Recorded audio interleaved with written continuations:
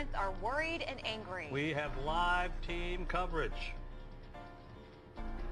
You're looking at a live picture now from Air 11 of Spring High School in North Harris County. Yeah, students there are being released now from school after that stabbing, and it is quite a process there. We've been monitoring this all morning long. Okay, here's what we know right now. 4 students were stabbed around 7 o'clock this morning.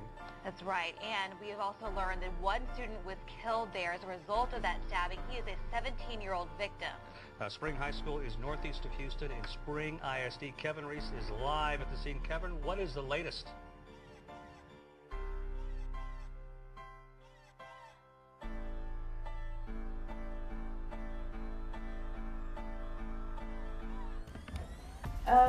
For me, the stabbing at Spring was very, it's scary to think of how much hatred somebody else could have for another human being, that they would want to take their lives. Regardless what it was over, I don't feel like anybody should have died over it. I really feel like the guy who stabbed the other person needs some help, because I just can't comprehend like how you want to take somebody else's life over, regardless what it was over, it doesn't matter. Because somebody's gone now and he can never come back, so that's how I feel. As parents now arrive to pick up their kids, there's still an extensive amount of police activity, but they are in the process now of releasing the students from the very back of the school. Personally, it's crazy. Personally, this is how I feel about that. Whatever the fight was over, maybe gang related or not, I think that at the end they could have talked about it and worked it out where it didn't need to come to where somebody got stabbed. The guy that was stabbing, personally, felt maybe if he would have thought about it a little bit more, he could have found something easier. And the guy that got stabbed, may have it have been part of his fight or not, he could have maybe worked at it where he could have backed off or just kind of pushed it away instead of escalating the problem. Let's show you our video from early this morning. As you said, at 7:10 this morning this happened. 4 victims, one of them a 17-year-old boy, died as a result of the stabbing. Although police would not elaborate, our initial information is that it happened in a crowded area of the school, in or near the cafeteria at the start of the school day. I feel like this stabbing at Spring High School was an act of someone like being so angry, and I feel like his intentions wasn't even probably to like kill him, and I feel like the guy really needs, like, not just like the guy, but like everybody, like it has that anger inside of them, and we all need to try to help control it. Like, and you can see how your anger can lead somewhere else when you really, like, your intentions wasn't to do, like, for this to go that far, but you just never know, like, what can happen. Like you know, we don't know what caused him to like stab him, but it's just like, it could have, I feel like it could have been avoided.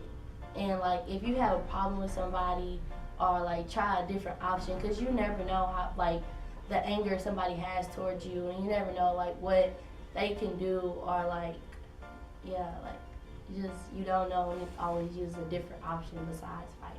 Spring ISD police say their officers responded immediately and took 3 suspects into custody. All of them at this point identified as Spring High School students. However, we did ask that in addition to the 2 teenagers, why, as we were here this morning, also an adult male was brought out of the school in handcuffs and transported downtown for questioning.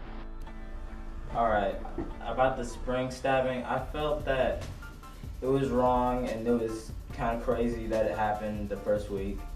But also, I felt that the guy that stabbed him should have had more self-control than to stab somebody, he should have just kind of talked to the guy. But also, I felt that the guy that got stabbed could have diffused the situation by just simply walking away, or just saying, "I'm sorry," and then walking away, instead of just, keep arguing and bickering back and forth. It's not going to do anything, and obviously he was going to lash out. So that's how I felt. We had an argument and it just kind of escalated. I brought him here from South Carolina so he could have a better life. We're not coming back. I feel like that this whole thing is stupid. Like, it doesn't make sense to me. It's too much. It's too many problems going around. Too many problems going around in this world, and for this to happen at this school, I just think that it's like dumb, pointless, and like, what's the reason for this? I think it's because of attention. Like, they just want attention to themselves. That was my first question to Sheriff Adrian Garcia at our news conference shortly after 11 o'clock this morning.